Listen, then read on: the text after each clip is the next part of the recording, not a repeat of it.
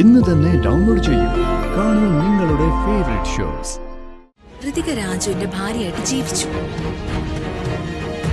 ഇനിയും ആ യോഗം നീണ്ടു നിൽക്കാനാണ് ദൈവവിധിയെങ്കിൽ നീയല്ല ആര് തടസ്സം നിന്നാലും അതങ്ങനെ തന്നെ നടക്കും. ഇവള് സത്യം പറഞ്ഞ മിനിസ്റ്റർ മോളോ അതുപോലെ പച്ചക്കമ്പനി മുതലാളിയുടെ മോളോ?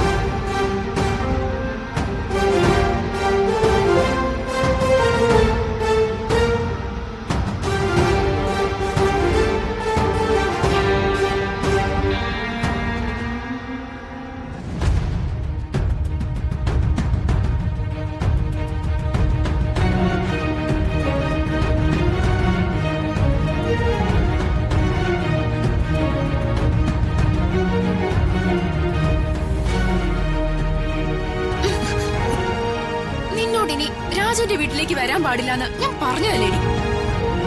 രമ്യ, മുന്നിൽ മാറി നിൽക്ക്, എനിക്ക് പോണം. ആദ്യം ഞാൻ ചോദിച്ചതിന് മറുപടി തരുതികെ. മറുപടി തന്നതിന് ശേഷം നീ പോയാ മതി. എനിക്ക് നിന്നോട് സംസാരിക്കണ്ടെങ്കിലോ? പക്ഷേ എനിക്ക് നിന്നോട് സംസാരിക്കണം. എടി, നിന്നോട് ഞാൻ ഒരു തവണ മര്യാദയ്ക്ക് പറഞ്ഞതാ ഇനി രാജുവിന്റെ വീടിന്റെ പടി ചവിട്ടരുതെന്ന്.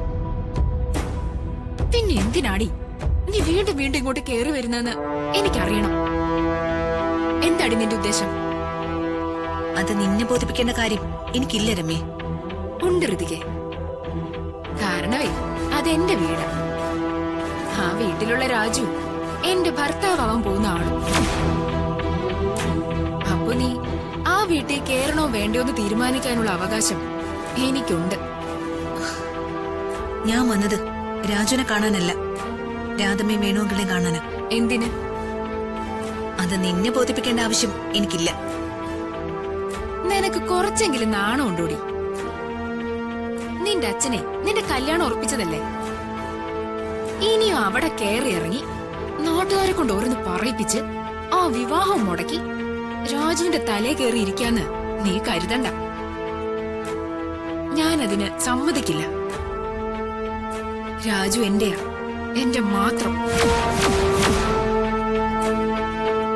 രാധമ്മയും വേണുവെങ്കിലിനെയും കൂട്ടുപിടിച്ചേ നീ രാജുവിനെ വശീകരിക്കാന്ന് കരുതിയെങ്കിലേ നിനക്ക് തെറ്റി. ഞാൻ പറഞ്ഞല്ലോ, പ്രിയ ചേച്ചിയും ജയൻ ചേട്ടനും ഇപ്പൊ നിന്നെ വെറുക്കുന്ന പോലെ അവര് നിന്നെ വെറുക്കുന്ന കാലം ദൂരെ അല്ലർത്തിക്കെ. രാജുവിനെ മറന്ന് നിന്റെ അച്ഛൻ കണ്ടുപിടിച്ച ചെക്കിനെയും കെട്ടി മര്യാദയ്ക്ക് ജീവിക്കാൻ നോക്ക്. അല്ലാതെ വെറുതെ ആളുകളെ കൊണ്ട് പറയിച്ച് നിന്റെ അച്ഛന്റെ വില കളയുന്ന ഏർപ്പാടെ ഒന്ന് നിർത്ത്. എത്ര പറഞ്ഞാലും മനസ്സിലാവില്ല എന്ന് വെച്ചാ. രമ്യ, രാജുവിനെ സ്വന്തമാക്കാൻ കഴിയോ ഇല്ലയോ എന്ന നിന്റെ ഭയമാണ് നിന്നെ കൊണ്ട് ഇങ്ങനെയൊക്കെ പറയിക്കുന്നത്. അതെനിക്ക് മനസ്സിലാവും. ഇന്നാർക്ക് ഇന്നാരെന്ന് തീരുമാനിച്ചിരിക്കുന്നത് ഈശ്വരന്. ഋതികയ്ക്ക് രാജുവിന്റെ ഭാര്യയായി ജീവിക്കാൻ യോഗമുണ്ടായിരുന്നു. ഋതിക രാജുവിന്റെ ഭാര്യയായിട്ട് ജീവിച്ചു. ഇനിയും ആ യോഗം നീണ്ടു നിൽക്കാനാണ് ദൈവവിധിയെങ്കിൽ നീയല്ല ആര് തടസ്സം നിന്നാലും അതങ്ങനെ തന്നെ നടക്കും. വേണ്ട രമ്യേ, ഒരു ജന്മത്തിൽ അനുഭവിച്ചു തീർക്കേണ്ട വിഷമങ്ങളും ബുദ്ധിമുട്ടുകളും ഈ ചുരുങ്ങിയ പ്രായത്തില് അനുഭവിച്ചൊരു പെൺകുട്ടിയാ ഞാൻ. നിന്നെക്കാളും വിഷം കൂടിയ അംബിക എന്ന എന്റെ അമ്മായിയെ ഇപ്പോഴും സഹിക്കുന്നവളാ ഞാൻ. അതുകൊണ്ട് എന്നോട് വേണ്ട. പക്ഷെ ഒരു കാര്യത്തില് മാത്രം നീ ജയിച്ചു രമ്യേ. ഞാൻ എന്റെ സ്വന്തം ചേച്ചിയെ പോലെ ചേട്ടനെ പോലെ സ്നേഹിച്ചിരുന്നവരെ, എന്നെ ഒരുപാട് സ്നേഹിച്ചിരുന്ന രണ്ടുപേരെ നീ നിന്റെ സൈഡാക്കി. എനിക്ക് വിഷമമുണ്ട്, നല്ല വിഷമമുണ്ട്.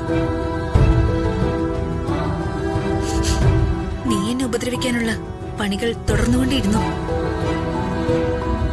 പക്ഷെ അവസാന ജയം ആരുടേതായിരിക്കുമെന്ന് നമുക്ക് കാണാം. കാണാടി.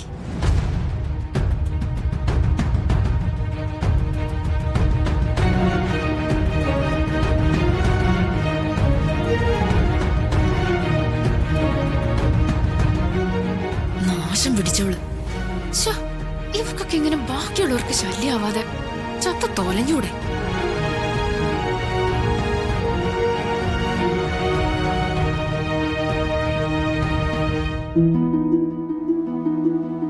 മോളെ, അച്ഛാ, എന്തു പറ്റി നിനക്ക്? ഒന്നുമില്ല അച്ഛാ. ഒന്നുമില്ലാഞ്ഞിട്ടാണോ നിന്റെ മോഹം ഇങ്ങനെ വീർപ്പിച്ച് കെട്ടിവെച്ചിരിക്കുന്നത്? എന്തെങ്കിലും പ്രശ്നം ഉണ്ടായോ? അല്ല, നീ ഇതെവിടെ പോയിട്ട് വരുന്ന വഴിയാ? അച്ഛൻ എന്നെ വഴക്ക് പറയരുത്. നീ കാര്യം എന്താന്ന് വെച്ചാ പറയേ. അച്ഛാ, ഞാൻ രാജുവിന്റെ വീട് വരെ പോയതാ. രാജുവിന്റെ വീട്ടിലോ?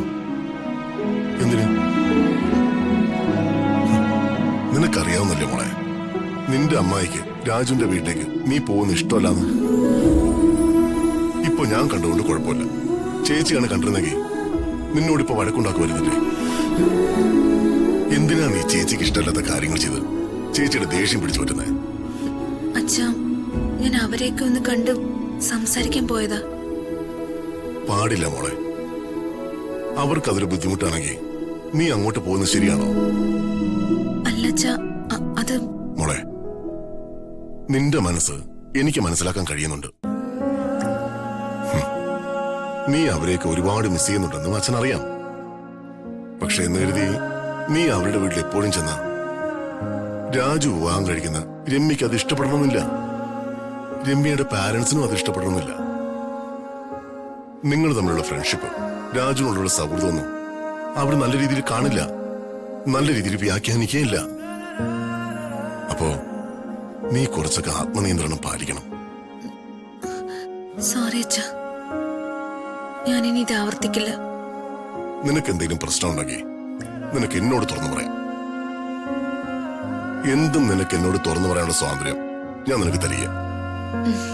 ശരി അച്ഛാ, ഞാനിനി അച്ഛൻ പറയുന്നത് പോലെ എല്ലാം അനുസരിച്ചോളാം.